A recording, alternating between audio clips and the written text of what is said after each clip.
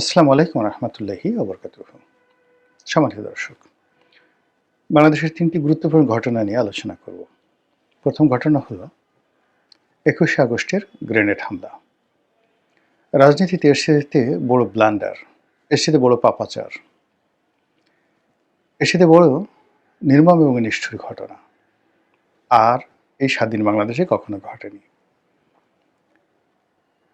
প্রকাশ্য রাজনীতি, প্রকাশ্য গণতন্ত্র, মানুষের অধিকার এবং বিরোধী দলের কথা বলার যে অধিকার, এটিকে স্তব্ধ করে দিয়ে পরিপূর্ণভাবে একটি ফ্যাসিবাদ প্রতিষ্ঠা করা, পরিপূর্ণভাবে একটি নাৎসিবাদ প্রতিষ্ঠিত করা, গণতন্ত্রের টুটি চেপে ধরে একটি একনায়কতন্ত্র প্রতিষ্ঠা করার জন্য মানুষ এই পৃথিবীতে যত নির্মম ঘটনা ঘটিয়েছে, এই নির্মম ঘটনাগুলোর মধ্যে প্রধানতম গ্লোবাল পার্সপেক্টিভে সারা দুনিয়ার বিচারে সবচেয়ে নির্মম ঘটনাগুলোর মধ্যে অন্যতম ঘটনা হলো ২১শে আগস্টের এই গ্রেনেড হামলা। আমরা জেনারেল ডায়ার অথবা মেজর ডায়ার জালিয়ান ওয়ালাবাগে যে হত্যাকাণ্ড চালিয়েছিল, সেই হত্যাকাণ্ডটাও এই ২১শে আগস্টের গ্রেনেড হামলার সঙ্গে তুলনীয় নয়। আপনারা যারা জালিয়ান ওয়ালাবাগের সেই হত্যাকাণ্ড সম্পর্কে জানেন এবং সেই হত্যাকাণ্ডে সারা পৃথিবী, যেহেতু ওটার সঙ্গে রবীন্দ্রনাথ জড়িত হয়ে পড়েছিলেন, ওটার সঙ্গে ভারতবর্ষের কংগ্রেস জড়িত হয়ে পড়েছিল, ভারতে তখন উত্তাল ব্রিটিশ বিরোধী আন্দোলন, এর কারণে সেই জালিয়ান ওয়ালাবাগের যে হত্যাকাণ্ড, সেই হত্যাকাণ্ড নিয়ে সারা পৃথিবীতে তোলপাড় হয়েছিল এবং ইতিহাসে এটি স্থান করে আছে। কিন্তু জালিয়ান ওয়ালাবাগের সেই হত্যাকাণ্ডে আপনি ভিলেন খুঁজে পেয়েছিলেন যে এটি একটি সংগঠিত বাহিনীর কমান্ডে সেটা হয়েছে। কিন্তু ২১শে আগস্টের গ্রেনেড হামলার যে আততায়ী, সেই আততায়ীকে আমরা খুঁজে পাইনি। জেনারেল ডায়ারকে আমরা যেভাবে চিহ্নিত করে শাস্তি দিতে পেরেছিলাম, ২১শে আগস্টের গ্রেনেড হামলার অভিযুক্তদেরকে আমরা শাস্তি দিতে পারিনি এবং আমরা অভিযোগ গঠন করতে পারিনি। ফলে এটি অভিশাপ রূপে আমাদের মাথার উপরে ঘুরছে। এটি কি প্রতিক্রিয়া তৈরি করবে আগামীতে, সেই বিষয় নিয়েগুলো আলোচনা করব। এরপর আমরা দ্বিতীয় ঘটনায় যাই। দ্বিতীয় ঘটনা হলো ৩২ নম্বর বঙ্গবন্ধুর যে ভবন, ৩২ নম্বরের যে ভবন ভাঙচুর করা এবং এটিকে এটিকে অস্তিত্বহীন করে দেওয়া। এটির সঙ্গে যদি আমরা মনে করি যে কেবলই মাত্র বঙ্গবন্ধু শেখ মুজিবুর রহমানকে যারা অপছন্দ করেন তাদের ক্রোধ ওখানে পড়েছে, অথবা শেখ হাসিনার বঙ্গবন্ধুর প্রতি যতটা ক্রোধ ছিল, ক্ষোভ ছিল, তার চেয়ে বেশি ক্রোধ ছিল শেখ হাসিনার প্রতি। তো শেখ হাসিনার প্রতি সেই ক্রোধকে প্রশমিত করার জন্য বা সেই ক্রোধকে দেখানোর জন্য বিক্ষুব্ধ জনতা সেখানে গিয়ে ৩২ নম্বর ভেঙেছে। ভুল। ৩২ নম্বরের যে ইতিহাস, এটি বঙ্গবন্ধু শেখ মুজিবের সঙ্গে যতটা না জড়িত, তার চেয়ে স্বাধীনতার সাথে জড়িত, তার চেয়ে মানচিত্রের সাথে জড়িত, তার চেয়ে জাতীয় সঙ্গীতের সাথে জড়িত, তার চেয়ে সংবিধানের চেয়ে জড়িত, তার চাইতেও মুক্তিযুদ্ধের সঙ্গে বেশি জড়িত। এবং আমাদের অন্য যে সকল মুক্তিযুদ্ধ কেন্দ্রিক মনুমেন্ট রয়েছে, এই মনুমেন্টগুলো মুক্তিযুদ্ধের পরে তৈরি করা হয়েছে। সেটা আপনি জাতীয় স্মৃতিসৌধ ধরেন, কিংবা অন্য যে কোনো মনুমেন্ট ধরেন, কিংবা ধরেন একটা পতাকা, তো বা জাতীয় সঙ্গীত ধরেন, কিংবা সংবিধান ধরেন।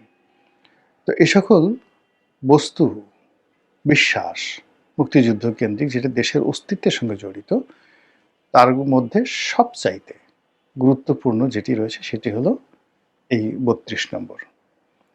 ব্রিটেনের ১০ নম্বর ডাউনিং স্ট্রিটের কতটুকু ভূমিকা রয়েছে, বা ১০ নম্বর জনপদ রোড, সেই যাকে বলা হয় দিল্লির, সেটির ভারতের ইতিহাসে কতটা গুরুত্বপূর্ণ ভূমিকা রয়েছে, এটা আমি এখানে বসে অতটা বলতে পারবো না। কিন্তু বাংলাদেশের প্রেক্ষাপটে ধানমন্ডির ৩২ নম্বর বাড়িটি, ৩২ নম্বর সড়কটি, বঙ্গবন্ধু ভবন ৩২ নম্বর সড়ক পুরনো।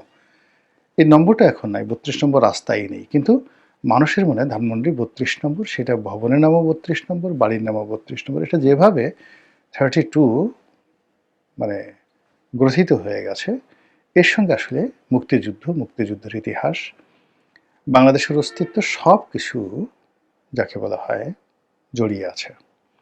ফলে এই ৩২ নম্বর ভাঙার সঙ্গে বাংলাদেশ ভাঙ্গা, এই ৩২ নম্বর ধ্বংস করার মধ্যে বাঙালি জাতীয়তাবাদ ধ্বংস করা, এই ৩২ নম্বরকে মুছে ফেলার মধ্যে মুক্তিযুদ্ধের ইতিহাস মুছে ফেলার যে একটি উদগ্র বাসনা, এবং সেই উদগ্র বাসনার যেটা বাস্তবায়ন ঘটেছে, এটি এখন মানুষের মনোজগতে একটা রসায়ন তৈরি করেছে। কোনটা থাকবে, পাকিস্তান, ইনকিলাব, নাকি সংবিধান, মুক্তিযুদ্ধ ৭১? এবং সেখানে প্রেতাত্মা হয়ে এই ৩২ নম্বরের ভবনটি এবং ওই দিনের সমস্ত ঘটনা প্রেতাত্মা হয়ে এই যাকে বলা হয় আমাদের যে বাঙালি জাতি, এই বাঙালি জাতিকে বহুদিন পর্যন্ত সেই হ্যামলেটের মতো, হ্যামলেটের যে ভূতটি ছিল, যে ভূতটি এসে যুবরাজ হ্যামলেটকে প্রতিটা মুহূর্তে ব্যস্ত করে ফেলতো, তার কাছে এসে যে স্বপ্ন দেখাতো, কথা বলতো, ঠিক ওই বেদনা আমাদেরকে আঘাত করতে থাকবে। এটি গেল দ্বিতীয় ঘটনা, এগুলো নিয়ে আলোচনা করব।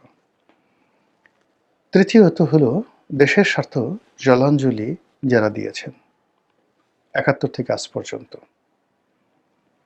সেটা ১৯৭১ সনে দেশের স্বার্থে জলাঞ্জলি দিয়ে যারা রাজাকার হয়েছে, আলবদর হয়েছে, আর শামস হয়েছে, পাকিস্তানের দোসর হয়েছে, দেশের মা বোনকে ধরে ধরে নিয়ে হানাদার বাহিনীদের হাতে তুলে দিয়েছে, অসংখ্য নারীর মৃত্যু হয়েছে। এই অভিশাপ কিয়ামত পর্যন্ত যারা এই কর্ম করেছে তাদের এবং তাদের পরিবারকে একেবারে অক্টোপাসের মতো আঁকড়ে ধরে রাখবে। পৃথিবীর কোনো ক্ষমা, স্বয়ং আল্লাহ রাব্বুল আলামিনও এই ক্ষমা করতে প্রস্তুত নন। যারা হাহাকার করেছেন, যারা আত্মাহুতি দিয়েছেন, যে নারী ধর্ষিত হয়েছে, যে শিশু মরেছে, তাদের অন্তরাত্মা কিয়ামত পর্যন্ত কাঁপতে থাকবে, এবং তাদের সেই ক্রন্দন এই পৃথিবীতে সেই রাজাকার আলবদর আর শামস থেকে শুরু করে পাকিস্তানি বাহিনী, আজ দেখেন পাকিস্তান এখন পর্যন্ত সুস্থ হতে পারছে না। বাংলাদেশে তারা যে অপকর্ম করেছে, সেই অপকর্মের কারণে আপনারা যারা পাকিস্তান গেছেন আপনারা জানেন যে এর যে ভূখণ্ড, এর যে ভৌগোলিক অবস্থা, এর যে ম্যান পাওয়ার এবং এর যে ন্যাচারাল রিসোর্স রয়েছে, পৃথিবীতে এইরকম ধনে ধান্যে পুষ্পে ভরা এরকম দেশ পৃথিবীতে নেই, দ্বিতীয়টি নেই। এখানকার মানুষ বেস্ট, দেখতে শুনতে সবচেয়ে সুন্দর মানুষ। এখানকার যে নদীগুলো, পঞ্চনদীর দেশ, এদের যে ঝর্ণাগুলো, এদের যে পাহাড়গুলো, এর যে প্রাকৃতিক সৌন্দর্য, ভূস্বর্গ বলা হয় সুইজারল্যান্ডকে, পাকিস্তানের ভূস্বর্গ দেখলে আপনার মাথা খারাপ হয়ে যাবে। এদের যে ফুড, খাবার দাবার অসাধারণ, এবং এখানে যে সভ্যতার যে ইতিহাস রয়েছে, সেই মহেঞ্জোদারো, সেই হরপ্পা, সব মিলিয়ে পাকিস্তান থাকা উচিত পৃথিবীর ১ নম্বর ধনী রাষ্ট্র, ১ নম্বর সামরিকভাবে শক্তিশালী রাষ্ট্র, সুসভ্য রাষ্ট্র।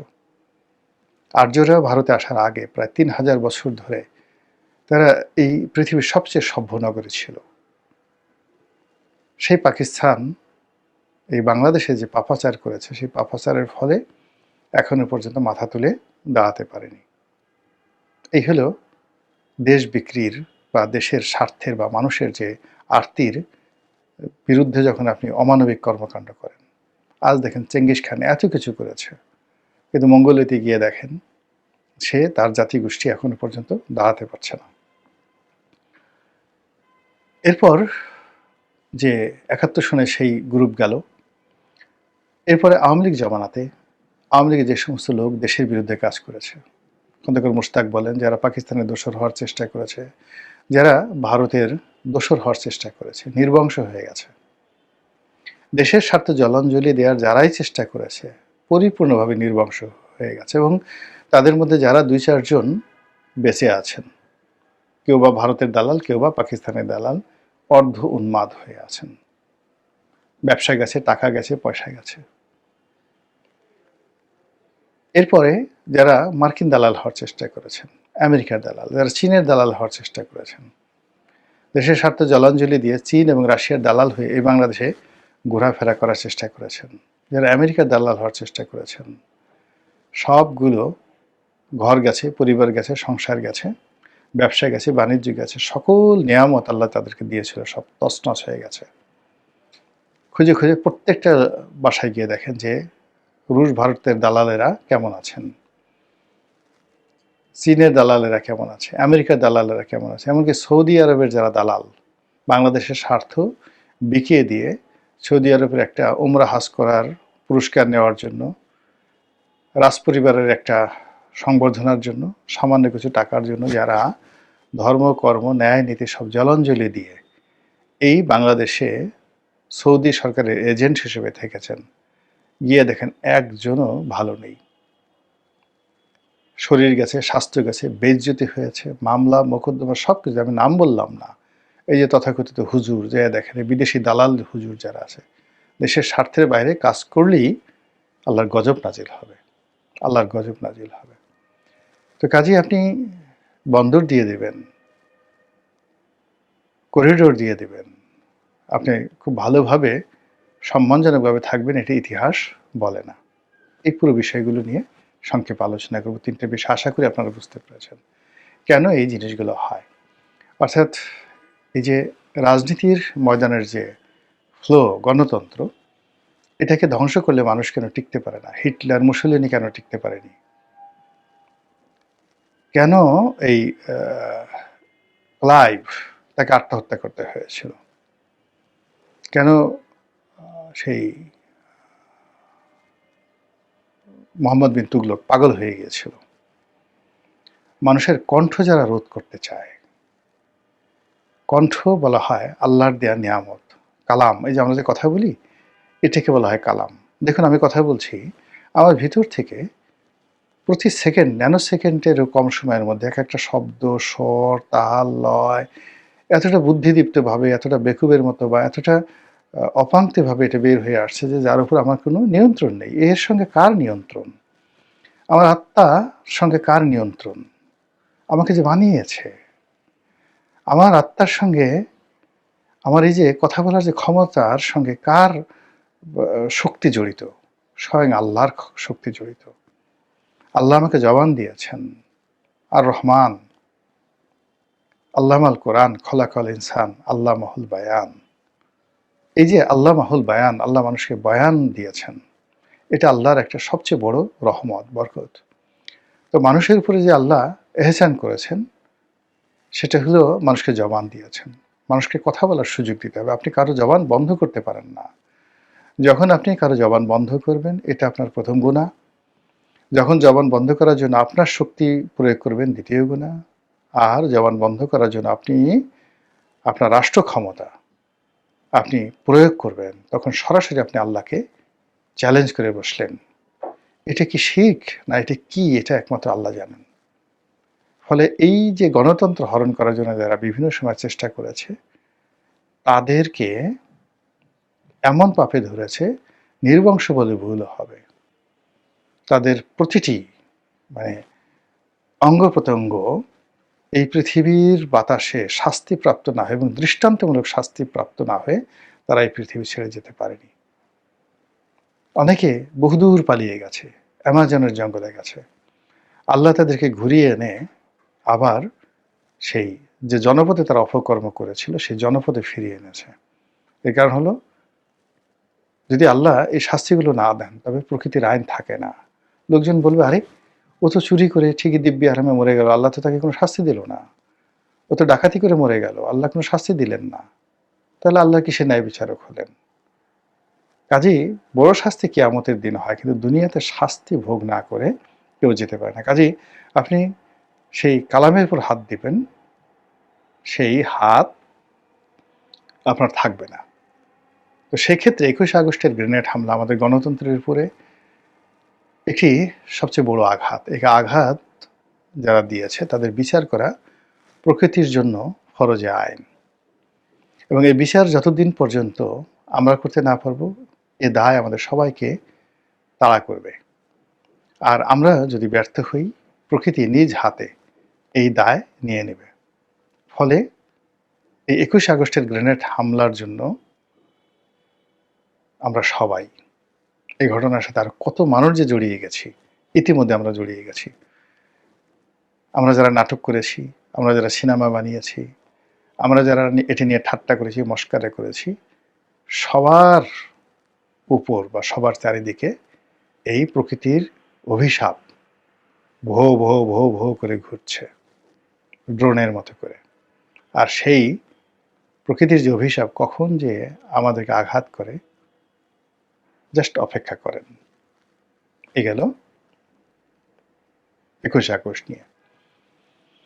দ্বিতীয় যেটি বললাম ৩২ নম্বর। ৩২ নম্বর তো ওই যে বললাম যে ৩২ নম্বর হলো যে একটি দেশের যখন একটা অস্তিত্ব থাকে, জন্ম থাকে, আপনি যখন কোনো একটি জিনিস যিনি মানে তৈরি করেন, তো আর সেই তৈরি করা জন্মটি নিয়ে আপনি প্রশ্ন করেন, তখন যিনি ম্যানুফ্যাকচারার তার ভীষণ রকম কষ্ট লাগে।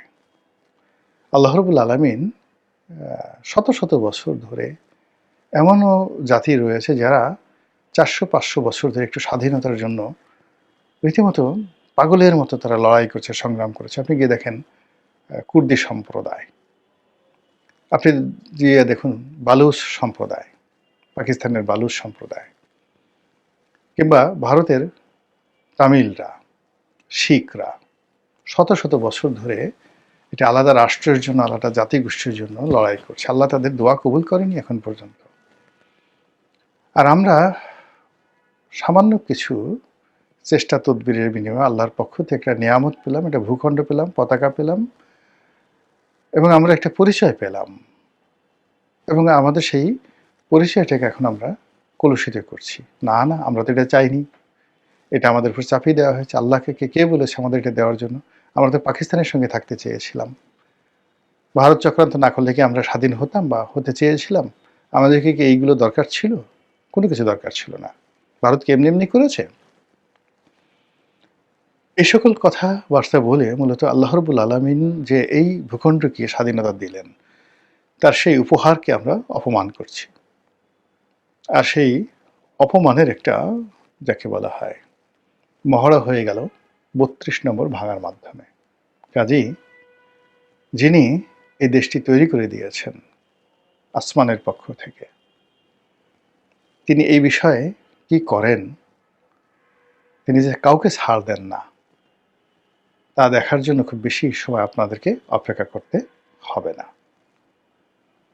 আর সর্বশেষ যেটি বললাম যে দেশ বিক্রি, মাতৃভূমির জন্য প্রাণ দেওয়া শহীদি মর্যাদা, মাতৃভূমির জন্য পাহারা দেওয়া, এর সাথে পবিত্র দায়িত্ব আর নেই। আর সেই মাতৃভূমিকে বিদেশিদের হাতে তুলে দেওয়া, নিজের কন্যা,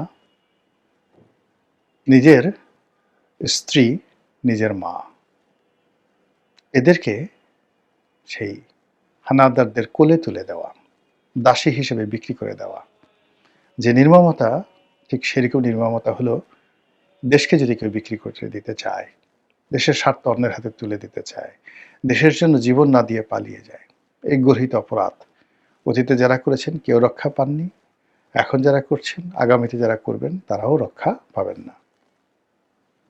এই কথাগুলো বলা আমার দায়িত্ব ছিল, কর্তব্য ছিল। বললাম, জবানের হক আদায় করলাম। আপনারা শুনলেন, দোয়া করবেন আমার জন্য। আসসালামু আলাইকুম ওয়া রাহমাতুল্লাহি ওয়া বারাকাতুহু।